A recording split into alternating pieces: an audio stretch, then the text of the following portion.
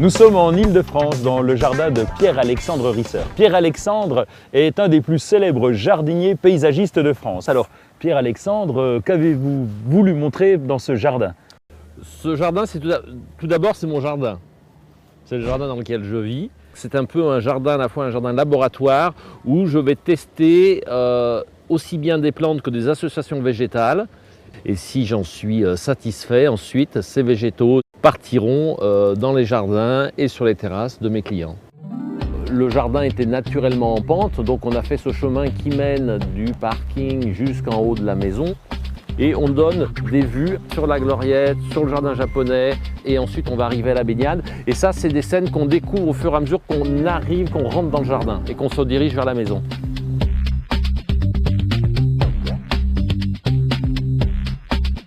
À cet endroit, nous avons le mur en béton de la baignade naturelle qui faisait 3 mètres de hauteur pratiquement.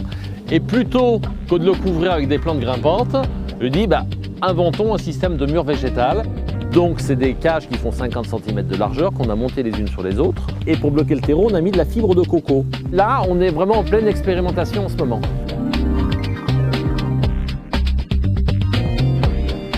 Et nous arrivons à la maison. Là, on change radicalement de style de jardin. C'est-à-dire que d'un jardin plutôt sauvage, naturel, ici on va passer sur un jardin qui est beaucoup plus construit. Alors, cette maison était posée comme ça un peu au milieu du jardin. Et pour pouvoir l'associer plus au jardin, j'ai planté ce grand rideau de bambou. L'architecture de la maison est estompée par la hauteur et la verticalité de ces bambous. Nous sommes sur le toit du garage, est-ce que c'est bien normal? Oui, nous sommes sur le toit du garage. En effet, depuis 1 an et demi, nous testons les toitures végétales pour couvrir les abris à vélo, le garage, le local poubelle, l'abri de jardin. Alors c'est quoi l'intérêt d'une toiture végétale? L'intérêt, elle est tout d'abord esthétique, de voir d'abord un champ de fleurs plutôt qu'un toit en tuile ou en tôle, mais ça doit être un minimum d'entretien et surtout pas d'arrosage. Donc là, on teste des plantes qui sont très résistantes à la sécheresse. Donc là, c'est vraiment, on est en plein dans le laboratoire.